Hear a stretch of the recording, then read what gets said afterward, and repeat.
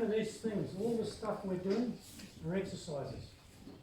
These are not balls, and these are not kumite, these are not anything else but an exercise of timing, movement, structure, and awareness. And awareness we don't talk about enough. So if Dennis stands up for a second, we have 5 monitoring systems that tell us where we are in space and time. Okay? 3 dimensions, X, Y, Z. 4th one, gravity. And the 5th one is timing. So if you can play with those 5 things in unison, then you're learning how you connect and interact with the world. And this is, as human beings, how we operate. So when he's coming in for a head strike here, and I take my XY axis in my 3-dimensional world and put it in a vulnerable place, then I'm in trouble. Yeah? If I can keep my X, Y, and Z axis in unison, then I've got this awareness of where I am in space, time, and connection. Make sense? Mm-hmm. So gravity and timing. What is gravity doing? If I do this beautiful entry, but I don't put weight on this person, he's free to keep moving. Okay? He can now move and do whatever he likes. Because my connection to him, which has changed around, is not attached. Make sense? So now when he's punching in here, and I put gravity in there as well, now he's got this feeling of being stuck in his feet. Okay? So we've got gravity. And from this gravity I can start to monitor his reactions. Is he lifting, is he pulling back, is he going forward, whatever's happening. My gluing to him with gravity indicates where I am in space and time. Okay? So the last one is timing. So he can do his punch, oh, it's too late. My timing's too late. Or, oh, I go in early. So timing is also important. So your 5 elements of knowing space, time, and movement is this whole element of coming in. Okay? And at the moment we're blending into this back space.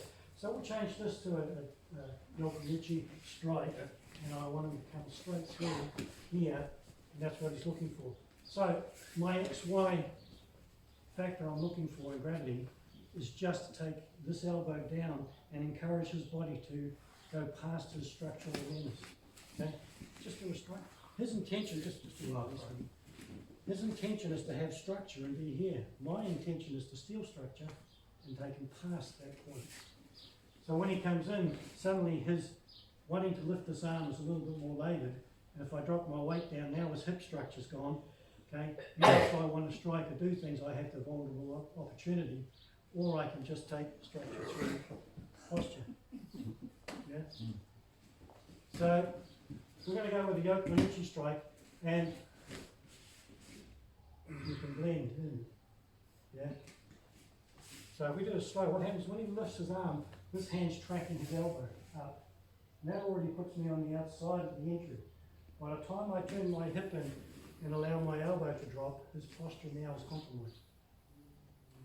Yeah? Akazawa Sensei does this exercise in entry and timing. And he uses this as my eye, distance.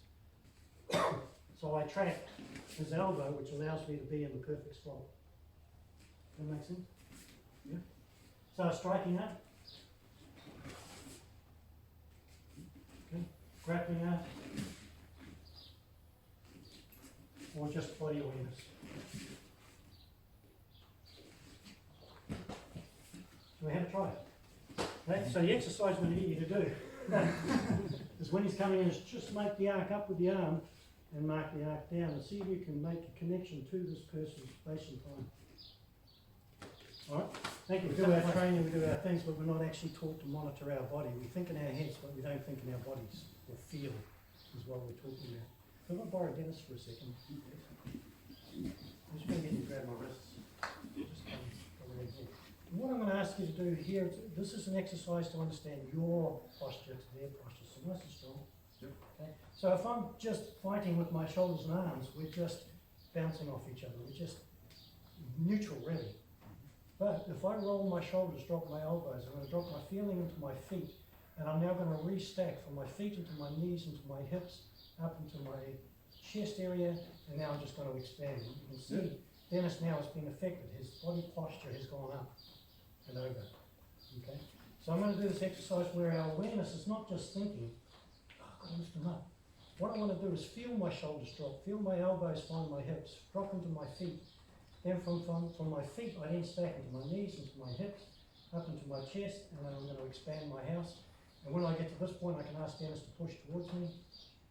And what he should find is it's quite difficult. Yes. Yeah? So that's body awareness. This is just a structural body awareness, just so we can start relating to some of the stuff you were talking about. So let's just have a quick try. You just had a good question coming, so I'm going to use the Joe to explain something about body structure. Again, we're talking about internal training. We're talking about finding a way to make a connection back to yourself. What about Marcus, please? And I'm just going to present the Joe, just take the Joe. What I'm going to do here, if I've got the Joe and I pull my elbows into my structure, I think I'm strong. But actually, when Marcus pushes, he's directly onto my skeletal structure. I have no give and take, there's no substance. He's directly on my core center. So I'm now fighting. Either I've got to be stronger or I've got to fight harder. Yeah? But if I allow my elbows to float slightly forward of my hip, so I go out to this point here, and I'm ahead of my hip. So now when Marcus pushes, it transfers through my shoulders, down into my hips, down into my feet. So I've got this buffer here. Okay? So even with one hand, when he pushes, he should be finding my feet. Yeah? But the more I tense, the more I go strong, the more he pushes, the more it's a battle of strength. You feel this difference, yeah? And the reason I'm doing this is to show that I'm not relying on the grip. From here, I'm just extending forward and keeping myself grounded. And I'm allowing this distance, I'm allowing my volume to have some value. Does that make sense? Yeah? So let's just quickly look at an Aikido. Okay? So two-handed grab here. If he's got a good, fairly strong grip, how do I get that Aikido over? And my suggestion is to explore yourself. Yeah? So a nice firm grip. What I'm going to do, strong as you can. Yep, so he's got a nice firm grip. What I'm going to do is I'm going to release my shoulders, drop my elbows, I'm finding my feet. I'm now going to rebuild from my feet back up and over and come through into the Aikido. So it's something that's hard to visually see, but Marcus hopefully can give me a testimony that he can feel the difference from when I'm just trying to turn it from my shoulders to when I'm dropping it down into my feet. So the shoulders release, the elbows release, the hips release, I find my feet. I've got 5 areas on my feet that I can monitor, and from there I'm going to come back into my hips. I'm actually going to keep a forward intention on my body structure. You notice it's the whole body as well, it's not just my arms. By the time I get through to here, I take Aikido. Okay?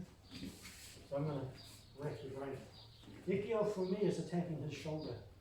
And if I do this, I'm giving him my structure. So while I reset myself, I've already stolen his structure. His shoulder's already come forward. This one's starting to drop. Now when I rebuild back through and up, he's already coming off from here. And then the Aikido now comes into this format. But I'm looking at the structure awareness first. Does that make sense? Have a play. Cool. Thank you, mate. So Ruminagi is quite interesting, especially if someone's much taller than you. Yep. I'll do it first of all.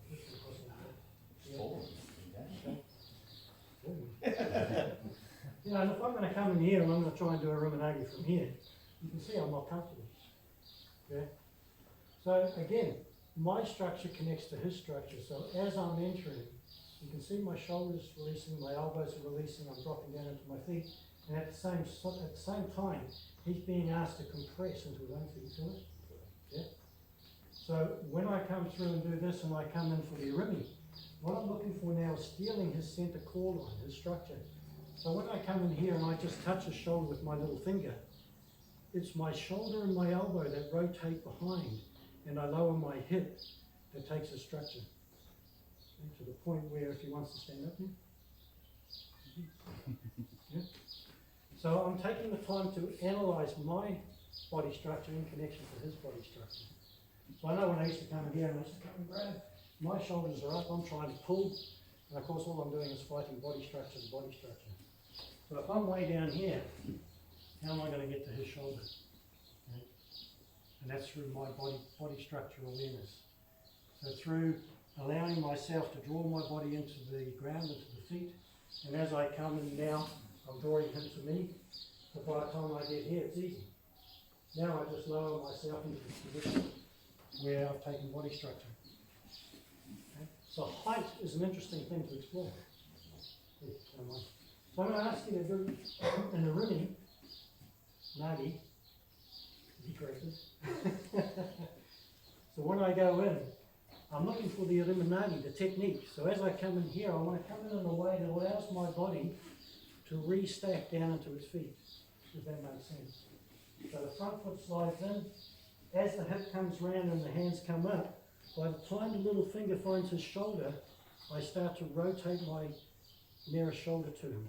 I allow that to rotate down. The weight goes into the elbow, weight comes into my hip. By the time I land on both feet, his structure should be gone. Okay? And then the rest is history, or oysters, or cookies, or whatever you like. Okay?